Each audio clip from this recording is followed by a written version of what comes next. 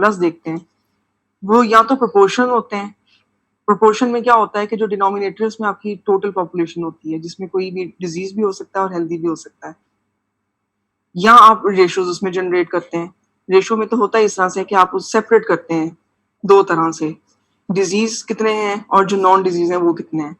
तो ये जो रेशो हमने डेवलप करना है इसके लिए जब हम डाटा कलेक्ट करते हैं तो हमारे लिए हर इंडिविजुअल इक्वली इंपॉर्टेंट होता है कि किसी को डिजीज है या नहीं है। आप अगर कोई भी रिसर्च प्लान करेंगे तो अनटिल अनलेस कुछ रिसर्च में इस तरह से ऐसी रिक्वायरमेंट भी हो सकती है कि जिसमें आपने सिर्फ डिजीज लेना हो, वो एक अलग कॉन्सेप्ट है। अदरवाइज यही होगा कि आप एक पॉपुलेशन डिसाइड करेंगे, उस पॉपुलेशन तक जाएंगे विद योर क्वेश्चनियर और वहां से आपने सारा उनका जो भी डाटा है वो आपने लेना है और फिर बाद में हम देखते हैं कि कितने परसेंट उसमें डिजीज थे और कितने परसेंट जो थे वो डिजीज नहीं थे। और वो जो भी परसेंटेज आई है उसका जेंडर से कोई लिंक डेवलप हो रहा है या नहीं, एज के साथ कोई हो रहा है या नहीं हो रहा, ज्योग्राफिकल लोकेशन से होता है, एजुकेशन से होता है, वो सारे आपके डिटर्मिनेंट्स बनते हैं। So we can say that to determine the crucial difference between those who get the disease and those who are spared, उसके लिए हमें ये दोनों ही चाहिए। तो एपिडेमियोलॉजिस्ट के लिए सिर्फ जो डिजीज इंडिविजुअल है वही इंपॉर्टेंट नहीं है, जो हेल्थी है वो भी इक्वली इंपॉर्टेंट है, क्योंकि उन्हीं की हेल्प से हमने ये जो जनरेट करने हैं एसोसिएटेड फैक्टर्स, वो जब तक ये दोनों नहीं होंगे you can never have that determinant. ये पॉइंट क्लियर हुआ है? Yes ma'am. ठीक है, तो अब 2x2 टेबल में एक पार्ट तो ये हो गया जिसमें आप कहते हैं जी डिजीज एंड नॉन डिजीज। फिर उसी 2x2 टेबल को अगर आप थोड़ा सा और रिकॉल करें तो एक साइड पे आप मेंशन करते हैं एक्सपोज्ड एंड नॉन एक्सपोज्ड। ये यस याद मैम, है? ऊपर diseased and non diseased. Ma'am ठीक है, डिजीज वर्सेस एक्सपोजर वाला जो टेबल होगा। हाँ बिल्कुल बिल्कुल। तो अब एक्सपोज एंड नॉन एक्सपोज, इसका मतलब कि एपिडेमियोलॉजी में हमारे लिए अब ये दोनों लोग भी इंपॉर्टेंट हैं कि जो किसी भी एलिमेंट से एक्सपोज हो रहे हैं या नहीं हो रहे। फॉर इंस्टेंस हम ये कहते हैं जी कि हम एक सिंपल एक जो एक स्टडी हम कर रहे हैं जिसमें हमने प्रेवलेंस देख ली है, या चले हमने हॉस्पिटल से कोई डाटा लिया है कहीं किसी ओपीडी से कि जिसमें हम किसी कैंसर का नंबर देख रहे हैं, परसेंटेज देख रहे हैं, कैंसर प्रेजेंट वर्सेस एब्सेंट। ये वही हो गया कि जिसना भी आपको पहले बता रहे हैं डिजीज नॉन डिजीज। अब इसको हम रिलेट करना चाह रहे हैं विद अ सर्टेन एक्सपोजर। अब हम वो सिर्फ इंडिविजुअल नहीं लेंगे कि जो सिर्फ एक्सपोज हैं, हम वो भी लेंगे कि जो एक्सपोज नहीं हुए। फॉर एग्जाम्पल हम स्मोकिंग की बात कर लेते हैं कि आपकी जो भी इंडिविजुअल जो डिजीज और नॉन डिजीज हैं, अब उन दोनों को हम फर्दर सेग्रीगेट करेंगे कि कौन स्मोकर था और कौन स्मोकर नहीं था, स्मोकिंग बीइंग एक्सपोजर। अब यहाँ पे इस पार्ट में इसमें नॉन एक्सपोज देने की क्या जरूरत है?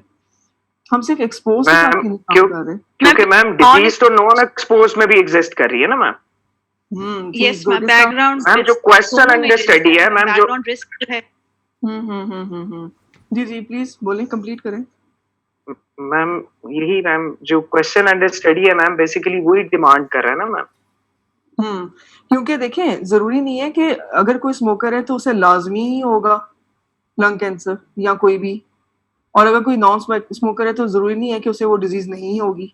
और मैम लंग कैंसर तो और भी फैक्टर्स से हो सकते हैं, बहुत सारे फैक्टर्स होंगे है different, that can be the reason for lung cancer. तो वो अब जब हम ये 2x2 टेबल जब हम फिल कर लेते हैं, इसमें सारा नंबर जब हम 4 जो आपके बॉक्सेस हैं उसमें जब हम सब नंबर्स ऐड कर देते हैं तो उसके बाद हम ऑड्स रेशो निकालते हैं। वो जो ऑड्स रेशो से जो नंबर हमारे पास जनरेट होता है कि उसका आंसर 1 आ रहा है, लेस देन 1 आता है, मोर देन 1 आता है, या मोर देन 1 में भी किस लेवल तक आ रहा है, वो उससे हम पे बताते हैं कि ओवरऑल ये एक्सपोजर इस डिजीज के साथ अगर लिंक है, एसोसिएटेड है, पहली बात तो ये, और अगर एसोसिएटेड है तो उसकी स्ट्रेंथ क्या है वो हमें उस वैल्यू से पता चलती है। तो ऑड्स रेशो के लिए या कोई भी अगर आप फॉर्मूला यूज करते हैं उसके लिए आपको ये चारों एलिमेंट चाहिए। आपको डिजीज नॉन डिजीज ये दोनों भी इंडिविजुअल चाहिए, एक्सपोज नॉन एक्सपोज ये भी चाहिए। ये 4 कंपोनेंट्स समझ आ गए? ये वही रिकैप हो गया जो फर्स्ट सेमेस्टर में किया आपने। Yes ma'am. Yes ma'am. इसका मतलब ये हुआ कि जब आप मैम ये ऑड्स रेशियो की बात करें हम कि रिलेटिव रिस्क की बात करें मैम? नहीं हम रिस्क की बात नहीं कर रहे। देखिए अगर मैं रिस्क की बात करूंगी ना तो फिर मैं कहूंगी कि डिजीज डेवलप और डिजीज डिड नॉट डेवलप, वो तो फिर कोहॉर्ट स्टडी होगी। जी मैम। ठीक है, मैं अभी बात कर रही हूँ प्रेवलेंस के साथ, क्रॉस सेक्शनल स्टडी डिजाइन के साथ, तो उसमें ऑड्स रेशियो आएंगे, उसमें रिस्क नहीं आ सकता। ठीक है, तो यहाँ तक ये पॉइंट हो गया कि 4 क्वेश्चंस या समझ लें कि 2 क्वेश्चन और उसके आगे जो ऑप्शंस हैं ये तो आपको समझ आ गई क्वेश्चन से। आपको इंडिविजुअल चाहिए कि जिन्हें वो डिजीज है या नहीं, आपको एक्सपोजर से रिलेटेड एक क्वेश्चन चाहिए कि वो जो भी इंडिविजुअल जिससे आप डाटा ले रहे हैं वो एक्सपोज हुआ है विद अ सर्टेन एक्सपोजर या वो नहीं हुआ एक्सपोज। ये 2 क्वेश्चन और दोनों को अगर हम देखें तो ये बाइनरी क्वेश्चन है विद 2 ऑप्शंस। ये तो लाजमी होंगे आपके क्वेश्चन में, ठीक है। बाकी ये क्या और क्या कुछ इंक्लूड होगा, ये जब हम डेटा कलेक्शन टूल बनाना सीखेंगे तो उसमें ये सब पॉइंट्स हम और भी बहुत सारे पॉइंट्स ऐड करेंगे। Epidemiology study exposed people and non exposed people both, ये अभी हम पॉइंट डिस्कस कर रहे थे। To determine the crucial effect of the exposure, effect हमें तभी पता चलेगा कि जब हम एक्सपोज और नॉन एक्सपोज दोनों लें और फिर देखें कि किस इंडिविजुअल ने वो डिजीज डेवलप की और किसने नहीं की, या किसी वो है अगर हम प्रेवलेंस में देखते हैं किसी वो डिजीज है और किसी वो नहीं थी।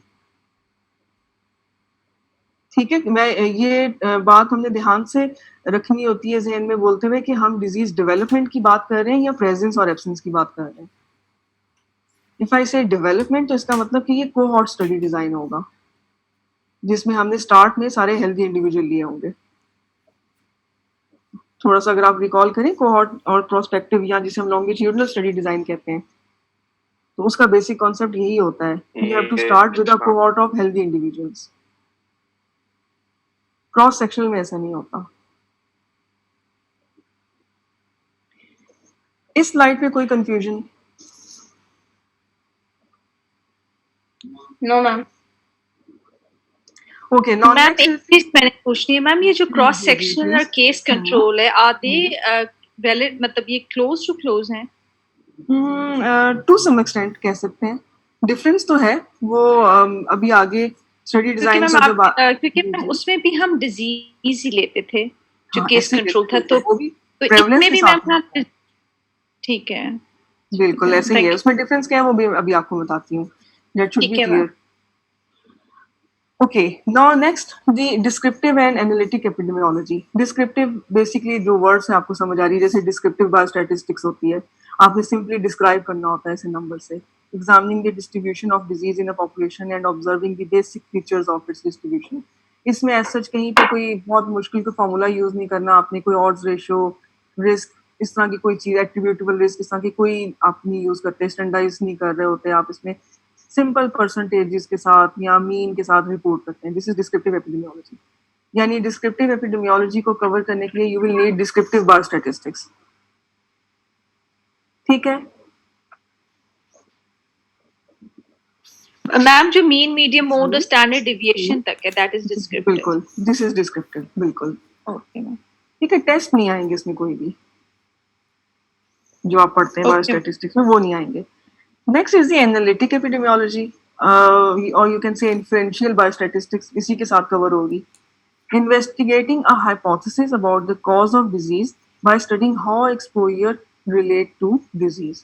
अब यहाँ पे 2 फैक्टर आ गए, यहाँ पे वही 2x2 टेबल आ गया, जिसमें 2 एलिमेंट्स आपने एक साथ कंसिडर करने हैं। आपने डिजीज और नॉन डिजीज उन इंडिविजुअल को भी देखना है और उसमें से कितने एक्सपोज हैं और कितने एक्सपोज नहीं है उनको भी देखना है। और फिर आप यहाँ पे इस पॉइंट के लिए आपको टेस्ट चाहिए, either you have to use chi-square और t-test। t-test की फर्दर मॉडिफिकेशन एनोवा आ सकती है, वो भी यूज कर सकते हैं। Sometimes you have to use correlation, और बेहतर अगर आपने एनालिटिकल कॉन्सेप्ट को करना है जनरेट तो आप रिग्रेशन भी यूज कर सकते हैं। रिग्रेशन की भी बहुत सारी टाइप्स हैं। और अगर मैं इन्फ्रेंशियल की बात करूँ तो उसकी कोई लिमिट नहीं है। डिस्क्रिप्टिव बायोस्टैटिस्टिक्स की तो एक लिमिट है ना, जिससे मैं आपको बता रही हूँ कि वो परसेंटेज नंबर से होता है या mean, median, mode, standard deviation, interquartile ranges, इस तरह से कवर हो जाता है।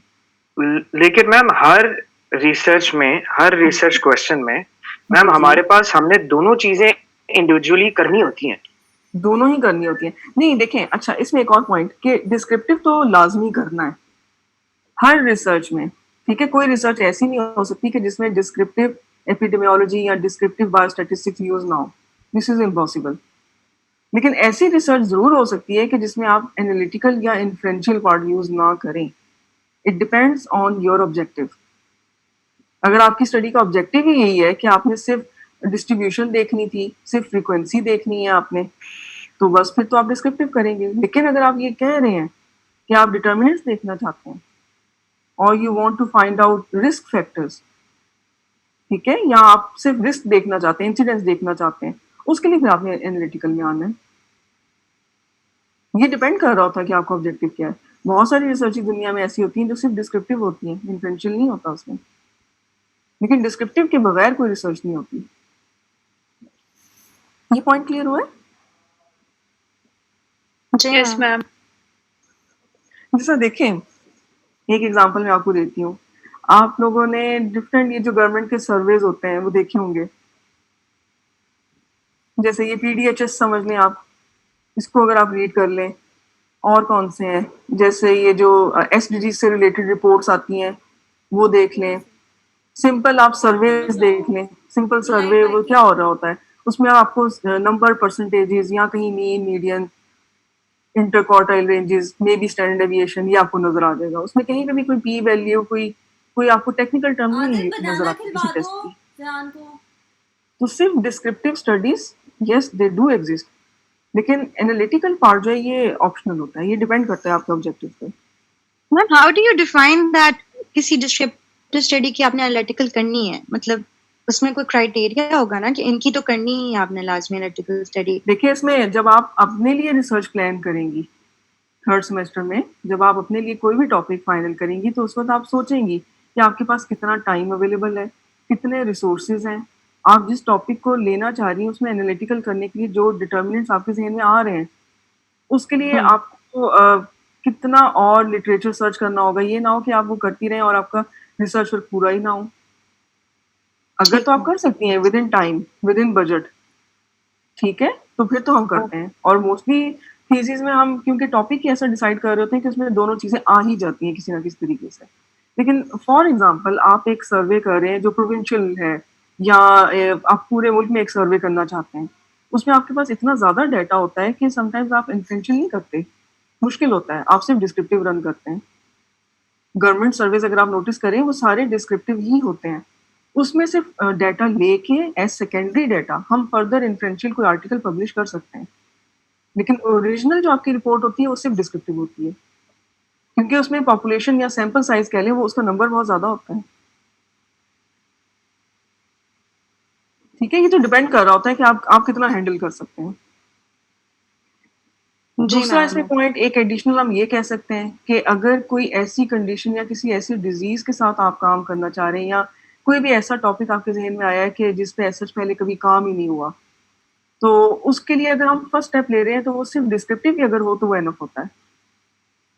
नेक्स्ट फिर हम रेकमेंड करते हैं अपने रिसर्च में, रिकमेंडेशन में ये देते हैं कि अब इसके बाद जो भी प्लान करे इस रिसर्च को, तो वो जरूर इसको इन्फ्लुएंशियली आगे करे थ्रू विद डिटरमिनेंट्स। मैम यानी न्यू रिसर्च क्वेश्चन हो तो सिर्फ डिस्क्रिप्टिव करें और बाद में एनालिटिकल करें, और अगर कोई ओल्ड है तो, लेकिन अगर कोई पुराना देखिए, अगर आपका टॉपिक है ना जिसमें ऑलरेडी बहुत सारा काम हुआ है, उसको तो आप यूनिक इस तरह से करेंगे ना कि अगर आप इन्फ्लुएंशियली उसमें कोई चीज प्रूव करते हैं।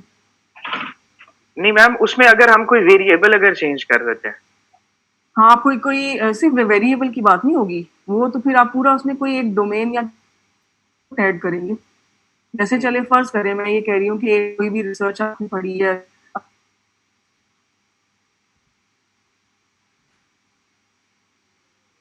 आदिल हारिस का लैपटॉप दे दो। सोना मांग रही तो नीचे ही है ना, और नीचे पड़ा साइड टेबल। सकता है कि उसमें मे बी पर्सनैलिटी टाइप, या may be social support, may be coping skills, या कोई और एस्पेक्ट उसमें इम्पोर्टेंट हो, मैं उसको ऐड कर लूँ। जी मैम। एक तो और इसको हम वेरिएबल ही नहीं कहेंगे मैम, इसको तो हम एक वेरिएबल ऐड करना कहेंगे ना रिसर्च क्वेश्चन में। हमने एक वेरिएबल ऐड कर, क्वेश्चन है, वेरिएबल का मतलब एक क्वेश्चन है। जब मैं कहूंगी ना, जैसे फॉर इंस्टेंस अगर मैं कहती हूँ पर्सनैलिटी टाइप, ये पूरा एक कंस्ट्रक्ट है। मैम जब हम फ्लो चार्ट में बनाते हैं उसकी फ्लो चार्ट बनाते हैं, जब हम एब्स्ट्रैक्ट में, मैम उसमें तो मैम उसमें तो यही मैम हम करते हैं कि हम वो वेरिएबल को चेंज करते हैं। अगर हमने कोई पुराना क्वेश्चन लेना है तो वो वेरिएबल का मतलब मेरा जो कॉन्सेप्ट बना हुआ, वेरिएबल का मतलब होता है एक क्वेश्चन, जस्ट वन। अच्छा, उस फ्लो चार्ट में से एक सब सेक्शन हम चेंज कर देते हैं। हाँ बिल्कुल, हम सेक्शन ये जब मैं इसको डोमेन कह सकती हूँ, मैं इसको स्केल कह सकती हूँ, this is not variable. Variable को जब हम यहाँ पे बायोस्टैटिस्टिक्स में पढ़ते हैं, इसका मतलब क्वेश्चन होता है। जैसा देखिए आप फर्स्ट सेमेस्टर में वेरिएबल्स पढ़ते हैं ना, कॉन्सेप्ट पढ़ा है ना आपने वेरिएबल का? जी मैम पढ़ा। वो कौन से वेरिएबल थे? आप ये कहते हैं gender is a variable, age is a variable. तो मैम ये तो वो फैक्टर्स हैं जो इन्फ्लुएंस कर रहे हैं ना मैम, यही वेरिएबल्स हैं ना? बिल्कुल ये वेरिएबल है, लेकिन जब मैं इसको ये सब चीजें आगे हम करेंगे। जैसा देखिए, अगर मैं कहती हूँ कि स्ट्रेस के साथ मैंने करना है, अब स्ट्रेस एक वेरिएबल नहीं है। स्ट्रेस के जो स्केल होगा, अगर आप इसको नेट पे समझ गई मैम। उसमें बहुत सारे क्वेश्चन है, बहुत सारे variable, उससे फिर एक स्ट्रेस आप फाइंड आउट करते हैं, एक एस्पेक्ट आपके सामने आता है। Stress can never be measured through just one question, this is impossible. एक सवाल से मैं कैसे निकालूं स्ट्रेस? उसमें तो मुझे 10, 20 में भी 30 क्वेश्चंस पूछने हो। वो 10, 20, 30 जो क्वेश्चंस हैं वो एसपीएसएस में एज वेरिएबल एंटर होंगे। नहीं तो मैम वो तो क्वेश्चन एक वेरिएबल के आगे से क्वेश्चन होते हैं। चलिए अभी आप थोड़ा सा नहीं, अभी आप इस लेक्चर तक जाएंगे ना, तो फिर आप मुझे बताइएगा ये कॉन्सेप्ट क्लियर हुआ है या नहीं। ठीक, आपकी जो प्री अंडरस्टैंडिंग है वो डिफरेंट है, यहाँ पे थोड़ा सा डिफरेंट होगा ये कॉन्सेप्ट। ठीक है, आप एक वर्ड को एक क्वेश्चन, एक वेरिएबल समझ रहे हैं, आप स्ट्रेस को एक वेरिएबल कह रहे हैं। जी मैम, शायद मुझसे ये गलती हो रही है। हाँ, ऐसे नहीं है। ठीक है, राइट राइट। ओके, तो analytic epidemiology is investigating a hypothesis. Hypothesis क्या होता है? What is hypothesis? Ma'am, your thesis question or the question you as a researcher give. Ma'am, tentative statement होती है regarding the research question. कोई example, कोई hypothesis जो आपने पढ़ा हो या कहीं यूज किया हो अपनी किसी रिसर्च में, या बायोस्टैट में पढ़ा हो।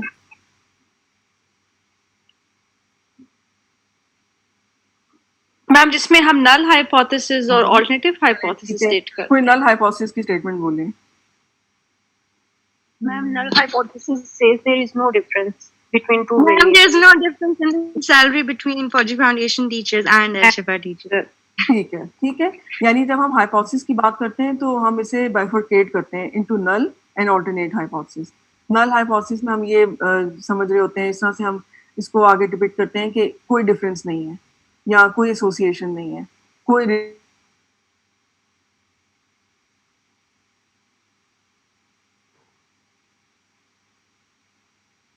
या आपके पास पी वैल्यू होती है। ठीक है, और वो जो पी वैल्यू है वो आपने किस तरह से कैलकुलेट की फर्स्ट सेमेस्टर में? कैसे करते हैं? जैसे अगर काय स्क्वायर की पी वैल्यू चाहिए मुझे मैन्युअली, तो कैसे किया था? टेबल से। मैम वो टेबल, करेक्ट टेबल जो थे मैम, करेक्ट वैल्यू से पी वैल्यू। बिल्कुल मैम, आपने एक वैल्यू कैलकुलेट आपने की। जी, कैल और करेक्ट और टी कैल किया था, पी वैल्यू के साथ नहीं हमने किया था। और मैम अल्फा से इसको कंपेयर किया और फिर हमने मैम इसकी एक वैल्यू चेक की। हाँ, वो टेबल में आप फिर देखते हैं कि ये कहाँ पे लाई करता है। अब ये सारी चीजें एसपीएसएस में आपके लिए इजी हो जाएंगी, एसपीएसएस ऑटोमेटिकली खुद से कर देगा जनरेट। लेकिन हाइपोथेसिस में आप नल हाइपोथेसिस एक्सेप्ट करते हैं या रिजेक्ट करते हैं, ये डिपेंड करता है कि पी वैल्यू है क्या, उसका आंसर क्या है। ठीक है, और वो जो पी वैल्यू ये सब जो मैं बात कर रही हूँ, दिस इज इन्फ्रेंशियल बायोस्टैटिस्टिक्स। तो अगर एनालिटिक एपिडेमियोलॉजी में आप काम कर रहे हैं तो आपको डेफिनेटली सपोर्ट चाहिए with the help of from the inferential biostatistics. यहाँ तो ये क्लियर हो रहा है कि कोर्स इस तरह से मर्ज क्यों है। मैम जी कैल से हमने जी क्रेट निकाली थी और जी क्रेट से मैम हमने पी वैल्यू फाइंड आउट की थी ना मैम। बिल्कुल, अगर आप देखिए, अगर आप क्वांटिटेटिव डाटा से काम कर रहे हैं तो उसमें हम इस तरह से बात कर लेंगे। ये तो आपके डाटा पे डिपेंड कर रहा होता है ना। ठीक है, तो यहाँ तो ये कॉन्सेप्ट तो क्लियर हो रहा है ना, क्योंकि अक्सर स्टूडेंट को ये बात काफी अरसे तक ये बॉदर करती है कि ये दोनों कोर्स एक साथ क्यों हैं। तो बेसिकली ये दोनों कोर्सेज एक साथ ही चलते हैं जब हम रिसर्च करते हैं। Yes ma'am. ठीक, वो आप फर्स्ट सेमेस्टर में अलग अलग पढ़ते हैं as a beginner. Okay, now how can we measure diseases and their distributions? Morbidity के कौन से measures आते हैं? Epidemiology Ma'am, incidence and prevalence. Ma'am incident and prevalence. ठीक है, क्या डिफरेंस है? व्हाट इज इंसिडेंस में न्यू केसेस है मैम, और प्रेवलेंस में all the new and the Burden old of the- cases. Yes, ma'am. ठीक है, It good. tells यानी about the incidence burden of disease. ठीक है. बर्डन ऑफ डिजीज किस में आता है, इंसिडेंस में या प्रेवलेंस में? Prevalence Ma'am, prevalence में. प्रेवलेंस में. ठीक है, और इंसिडेंस में तो ma'am risk Measure of risk आता है. ठीक है, ठीक है. Okay, good.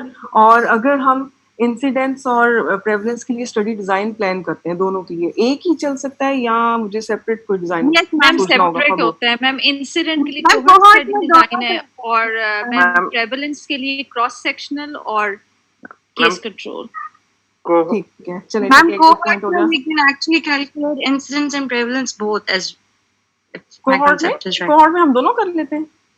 कोहॉर्ट में जी मैम, हम मैं दोनों कर लेते हैं. मुझे याद है कि मैम ने बताया था कि कोहॉर्ट में आप दोनों कर सकते हैं. अच्छा, ठीक है. अच्छा, और किसी ने कोई पॉइंट ऐड करना है?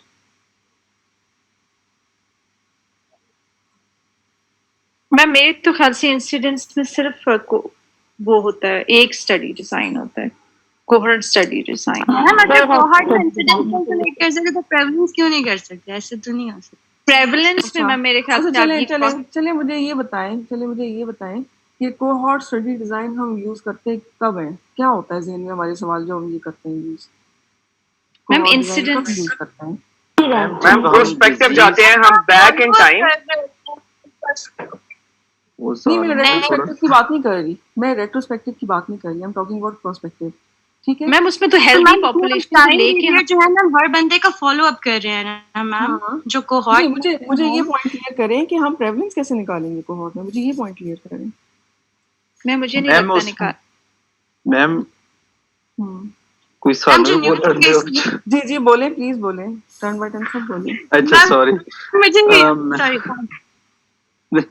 अच्छा मैम, मेरा ख्याल है कोहॉर्ट स्टडी में हम देखना चाहते हैं कि किसी एक या दो रिस्क फैक्टर्स हैं, वो कैसे कंट्रीब्यूट करते हैं in the development of disease on a period of time. क्योंकि ये मतलब ये इंसिडेंस हो गया ना. यस मैम, ये इंसिडेंस हो गया ना. मुझे प्रेवलेंस बताएं, इसमें कैसे निकालूं कोहॉर्ट में,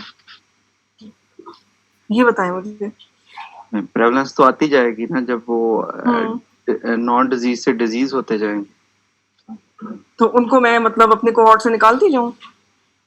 नो, वो आपके उसमें आएंगे, प्रेवलेंस में ही आते जाएंगे ना. तो फिर ये जो क्रॉस सेक्शनल और जो केस कंट्रोल है, ये डिजाइन क्यों बने? फिर हम मतलब कोहॉर्ट ही क्यों नहीं यूज कर ले हमेशा उसमें? मैम इसमें तो हम देखते हैं कि जो डिजीज कंट्रोल में तो इंसिडेंस होता ही नहीं है. They are already cases. ठीक है. तो मैम उसमें तो ट्रैवल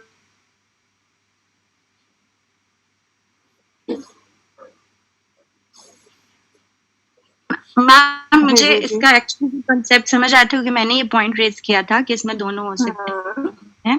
तो मुझे याद है कि मैम ने ये बोला था, इसका मुझे डीप कॉन्सेप्ट नहीं मालूम मैम. तो मैम ने कहा था कि ये रेट्रोस्पेक्टिव भी हो सकती है और प्रोस्पेक्टिव स्टडी भी हो सकती है. That's why you can calculate incident and present. ठीक तो है. मैम नहीं, मुझे मैंने भी आपको क्लियर किया कि सिर्फ प्रोस्पेक्टिव की बात कर रही हूँ, रेट्रो में मैं जा ही नहीं रही. मुझे प्रोस्पेक्टिव में तो बताएं. मैम Is this मुझे possible? लगा था कि कोहॉर्ट में रेट्रो एक अलग से मतलब रेट्रोस्पेक्टिव कोहॉर्ट स्टडी होती है जिसमें हम फिर प्रेवलेंस निकाल सकते हैं. इसलिए मैम मैंने ये पॉइंट दिया. अच्छा, ठीक है. अगर हम प्रोस्पेक्टिव की बात करें सिर्फ, तो उसमें नहीं हो सकता प्रेवलेंस. ये बात तो क्लियर है ना? जी मैम, अब आपकी बातों से क्लियर है कि नहीं हो सकता क्योंकि इसमें इंसिडेंस कैलकुलेट है. हाँ, यानी अगर हम लॉन्गिट्यूडनल या प्रोस्पेक्टिव स्टडी डिजाइन कहते हैं तो उसमें बेसिकली हमारे पास इंसिडेंस होता है, वो हम रिस्क के लिए कर रहे होते हैं. और अगर हमें प्रेवलेंस मेजर करना है तो उसके लिए हम केस कंट्रोल या cross section study design use करते हैं. जी मैम. ठीक है. Yes ma'am. Right ma'am. Okay. अच्छा, अब एक और पॉइंट हम यहाँ पे कर लेते हैं डिस्कस. इसी के साथ मेरे ज़हन में आया कि जब हम कोहॉर्ट में अगेन प्रोस्पेक्टिव की बात कर रहे हैं, ठीक है, हम कोहॉर्ट स्टडी डिजाइन आप अपनी रिसर्च के लिए प्लान कर रहे हैं, थीसिस के लिए, ठीक है. आप जब स्टार्ट करते हैं, आपने कोई भी एक कोहॉर्ट लिया, फॉर इंस्टेंस आपने 100 इंडिविजुअल्स ले लिए, आपने एक एलिजिबिलिटी क्राइटेरिया डिफाइन किया होगा, कि मुझे इस एज ग्रुप के चाहिए, ठीक है, या मुझे ये उनमें स्पेसिफिक कैरेक्टरिस्टिक चाहिए, मैं उन्हें लूंगी। ठीक, उन्हें लेने के बाद आप सबसे पहला काम क्या करते हैं, एक बेसलाइन डाटा उनका कलेक्ट करते हैं। ठीक है, बेसलाइन डाटा क्या होगा, जो फर्स्ट डाटा लेते हैं आप अपने कोहॉर्ट से। ठीक है, उसके बाद आपने प्लान किया है कोहॉर्ट फॉर 1 मंथ। उस 1 मंथ में आपने कोई भी इंटरवेंशन प्लान की है। क्लियर हो रहा है यहाँ तक पॉइंट? जी मैम। ठीक है, 100 इंडिविजुअल लिए, बेसलाइन डाटा ले लिया। बेसलाइन डाटा ऐसे ही होगा जिस तरह एक क्रॉस सेक्शनल स्टडी डिजाइन का होता है, एज, जेंडर, सब कुछ आपने उनसे फिल करवा लिया। 1 मंथ का टाइम दिया, उस 1 मंथ में कोई इंटरवेंशन आपने प्लान की, मे बी आपने कोई हेल्थ एजुकेशन से रिलेटेड, हेल्थ प्रमोशन से रिलेटेड कोई भी आपने इंटरवेंशन प्लान की। उन 100 इंडिविजुअल्स में मे बी आप स्ट्रेस लेवल कम करना चाहते हैं, डिप्रेशन कम करना चाहते हैं। स्टार्ट में आपने देख लिया उन्हें कितना डिप्रेशन है। 1 मंथ आपने वो इंटरवेंशन अप्लाई की। At the end of 1 month आपने दोबारा से डाटा ले लिया उनसे। ठीक है, पहले भी डिप्रेशन का सारा स्केल आपने फिल कराया। I am talking about the scale. Scale में बहुत सारे वेरिएबल होंगे डिप्रेशन के। अगेन आपने जब इंटरवेंशन आपकी एंड हो गई, 1 मंथ एंड हो गया, फिर दोबारा से डिप्रेशन का स्केल वो सब फिल कराया उनसे। ठीक है, अब आपके पास एक ही कोहॉर्ट से 2 बार डेटा आ गया, एक प्री इंटरवेंशन और एक post intervention data, by using same respondents, by using same sample. Clear हो रहा है यहाँ तक? Yes ma'am. मैम हाइपोथेसिस क्या बनाऊं मैं इस स्टडी का? मैम इसमें एक टी टेस्ट भी होता है। मैम नल हाइपोथेसिस ये होगा कि हमारे इंटरवेंशन ने कोई इफेक्ट नहीं डाला और अल्टरनेट होकर के हमारी उसने इफेक्ट डाला है। Good, excellent. आप यहाँ पे नल हाइपोथेसिस ये बनाएंगे कि that there is not any difference in depression level pre and post data. Alternate में आप कहेंगे कि जी डिफरेंस एग्जिस्ट कर रहा है, और टेस्ट आप इसमें कोई भी रिपीटेड मेजर ले सकते हैं। मैम इसमें टी टेस्ट भी लगता है। टी टेस्ट का पेयर्ड होगा या इसको पेयर्ड टी टेस्ट, इसमें प्री और पोस्ट कंपेयर होते हैं। क्योंकि आपने 2 पॉइंट्स में डाटा लिया। ठीक है, इसी रिसर्च को आप इनोवा में भी लेके जा सकते हैं। ये आगे जब हम टेस्ट करेंगे तो उसमें हम ये सारी बातें अगेन डिटेल में देखेंगे कि आप इसी को आप इनोवा के थ्रू भी कर सकते हैं, रिपीटेड मेजर्स इनोवा। उसमें ये होगा कि आपको 2 बार से ज्यादा डाटा लेना है अपने रिस्पोंडेंट्स, अपने सैंपल से या कोहॉर्ट से। ठीक है, ओके, खैर हम बात करते हैं यहाँ पे मॉर्बिडिटी की। मॉर्बिडिटी के लिए आपने टर्म्स बता दी यहाँ पे कि हम प्रेवलेंस या इंसिडेंस ये यूज करते हैं, और उसके लिए स्टडी डिजाइन कैसे हो सकते हैं ये भी हमने टू सम एक्सटेंट अभी देख लिया। मोर्टेलिटी रेट्स कोई कॉमन जो आपने पढ़े हो? मैम क्रूड है, एज स्पेसिफिक पढ़ी हुई आपने। ठीक है, ओके। स्टडी टाइप्स या जो रिसर्च डिजाइन हैं जो भी हम कर रहे हैं डिस्कस साथ साथ, these 3 collectively known as observational study designs। ठीक है, इन तीनों को एपिडेमियोलॉजी में हम कहते हैं ऑब्जर्वेशनल स्टडी डिजाइन। सबसे आसान जो इस्तेमाल करना है वो क्रॉस सेक्शनल है। ज्यादातर आप देखेंगे थीसिस में भी या ज्यादातर रिसर्चेस आपको क्रॉस सेक्शनल मिलती हैं।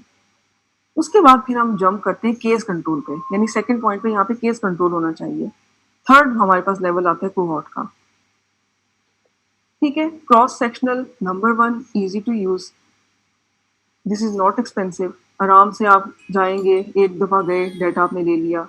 रिस्पोंडेंट्स के साथ आपने कोई उनको रिक्रूट नहीं करना होता, रिस्पोंडेंट्स को जस्ट एक दफा उनसे डाटा आपने लेना है, डेट से क्वेश्चनर एक दफा फिल कराना है एक रिस्पोंडेंट से। एक ही बार आप डाटा एंटर करते हैं और उसका आप एनालिसिस रन करते हैं।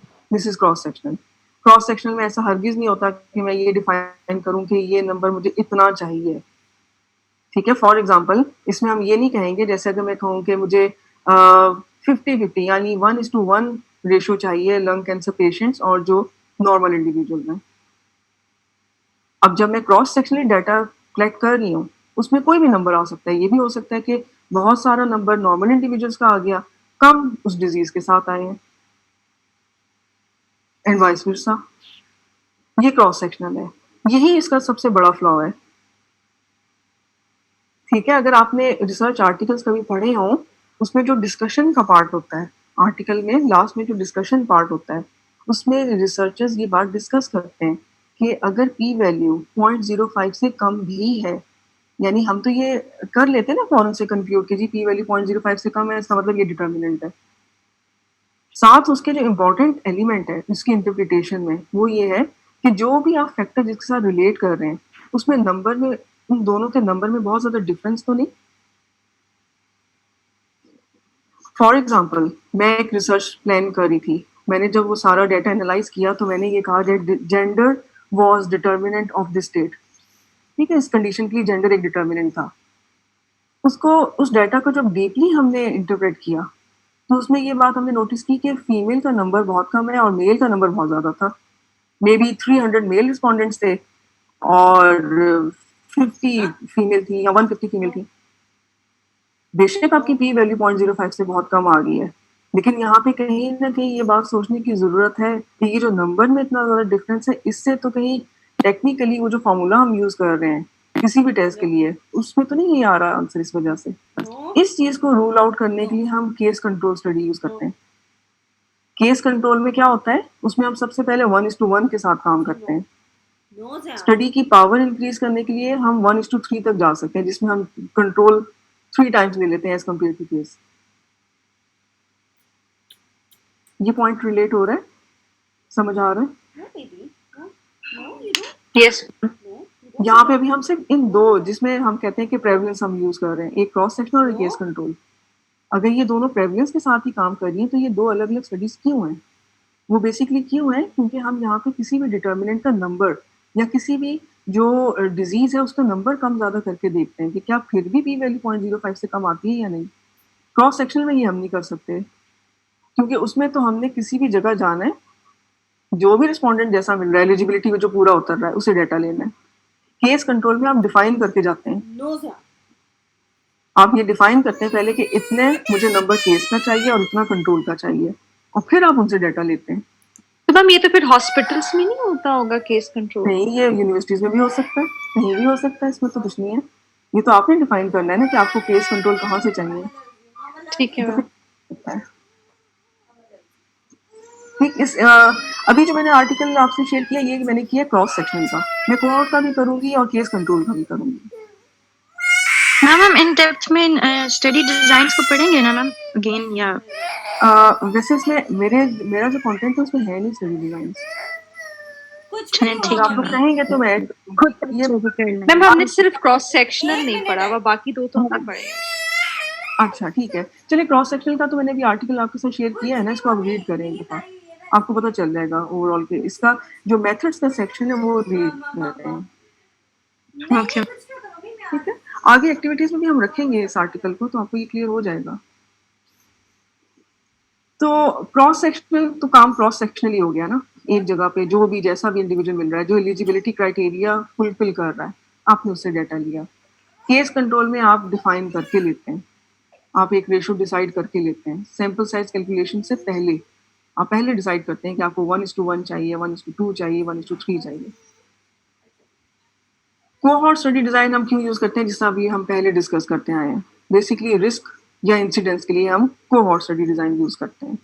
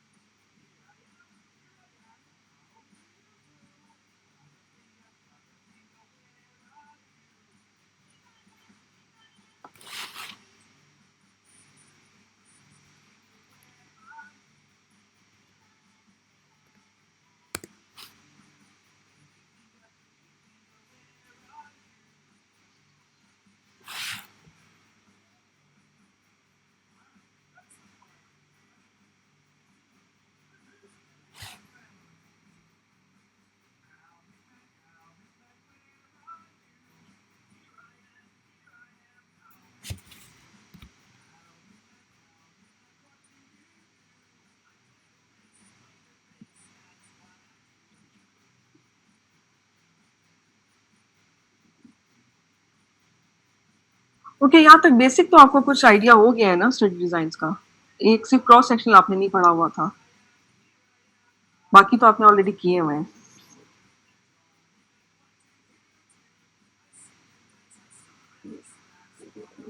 Yes ma'am. अच्छा, एक काम करते हैं, आप लोग जरा नोट कर लें अपने पास। आपने डिफरेंसेस करने, ठीक है, डिफरेंसेस आपने लिखने, 5 डिफरेंसेस कर लें among these three: cross sectional, cohort and case control.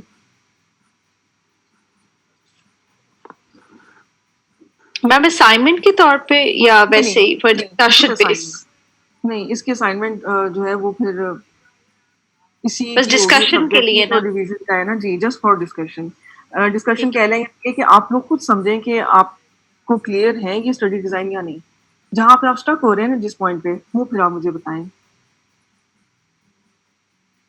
ठीक है? आपने नेक्स्ट जो लेक्चर होगा उसमें पॉइंट्स लिख के लेके आने के क्या डिफरेंसेस है आपके ख्याल में इन तीनों स्टडी डिजाइन, ये क्यों है,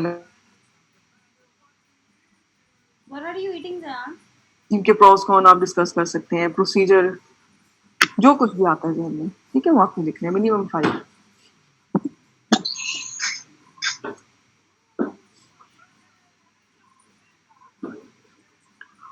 ओके, अच्छा, ये 3 जो थे इनको तो हमने कहा जी कि ये ऑब्जर्वेशनल स्टडी डिजाइन है। फिर एक और स्टडी डिजाइन है जिसे हम कहते हैं एक्सपेरिमेंटल, जो मेडिकल फील्ड में, मेडिसिन में तो बहुत ज्यादा यूज होता है ना, क्लिनिकल ट्रायल्स।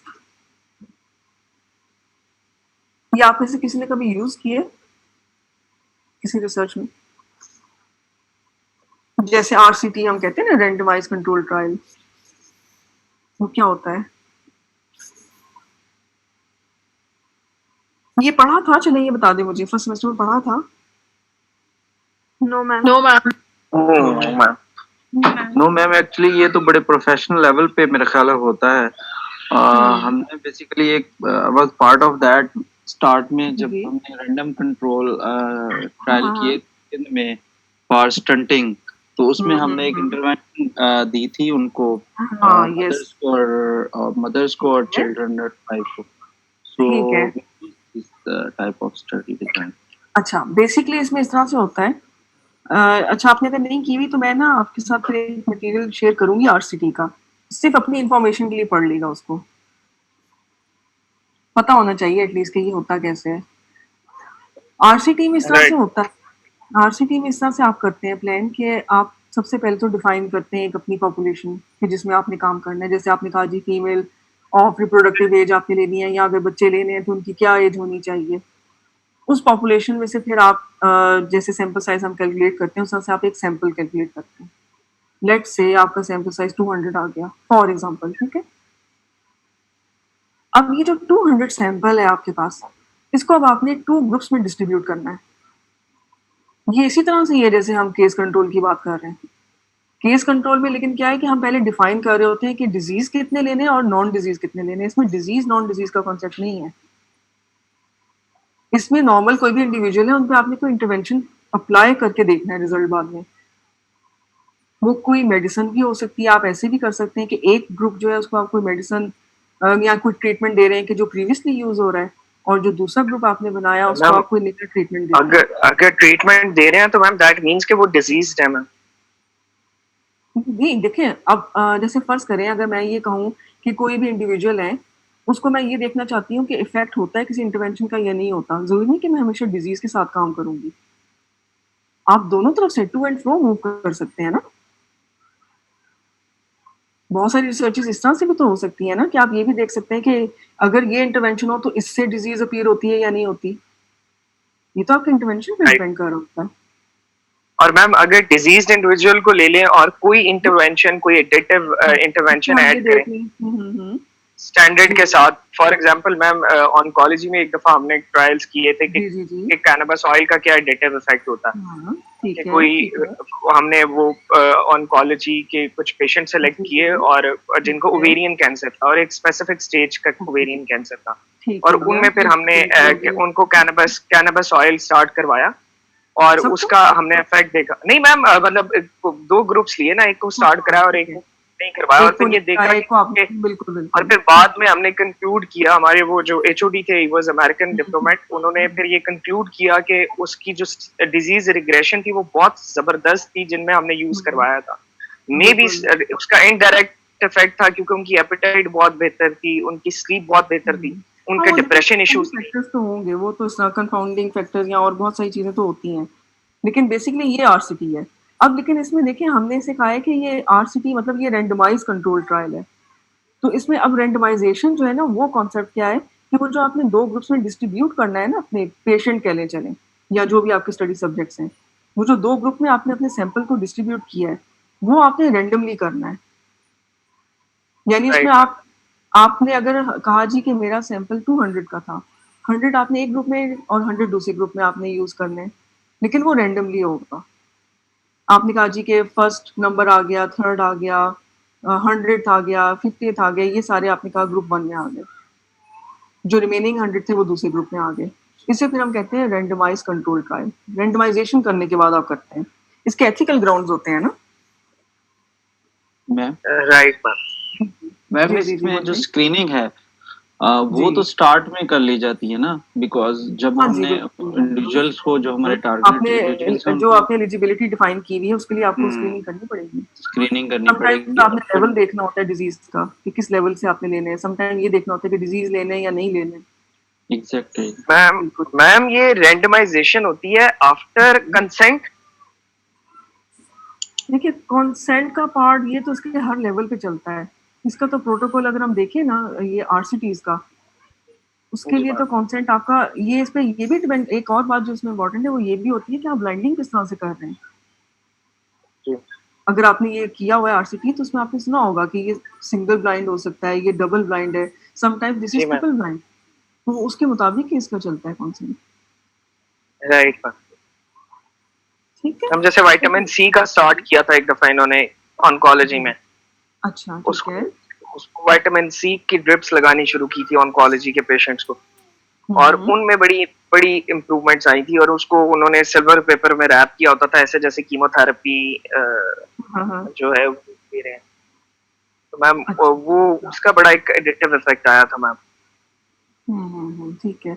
बिल्कुल मेडिसिन वर्ल्ड में कह रही हूँ कि इसमें तो बहुत ज्यादा होती हैं आरसीटीज। इधर अल-शिफा में होती हैं काफी सारे इस तरह के रैंडमाइज ये ट्रायल कर रहे होते हैं, ये तो चलता रहता है।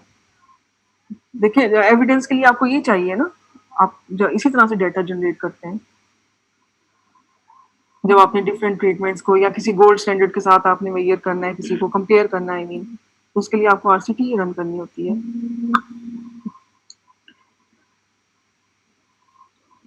Okay, so what are the strengths and weaknesses of the study design? इसमें से मैं क्लिनिकल ट्रायल को नहीं कह रही, लेकिन उससे ऊपर ये जो 3 ऑब्जर्वेशन स्टडी डिजाइन है, इसके लिए आपने जरूर जब वो 5 पॉइंट्स लिखने हैं ना, तो उसमें कोशिश करें ये पॉइंट भी जरूर लो कि स्ट्रेंथ क्या है हर स्टडी डिजाइन की, या उसकी लिमिटेशन क्या है।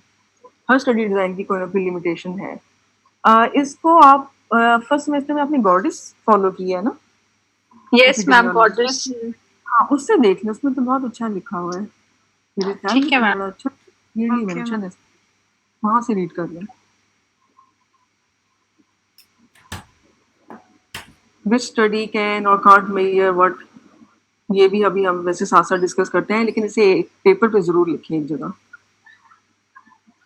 Okay, next biostatistics. क्या है डेफिनेशन? मैम बस करें। अच्छा ठीक है ओके, ज्यादा हो गया मैम, काफी ज्यादा हो गया। अच्छा चले ठीक है, ओके चले, मैं यही तक यानी एपिडेमियोलॉजी का पार्ट कवर किया है। बस थोड़ा सा आपको जो काम दिया वो ये कि 3 ऑब्जर्वेशन स्टडी डिजाइन, उसके लिए आपने 5 पॉइंट्स लिख के लाने नेक्स्ट लेक्चर में। Okay okay ma'am, thank you. Okay जी। मैम अल्लाह हाफिज। अल्लाह हाफिज। अल्लाह हाफिज मैम, टेक केयर। अल्लाह हाफिज। Take care. अल्लाह हाफिज।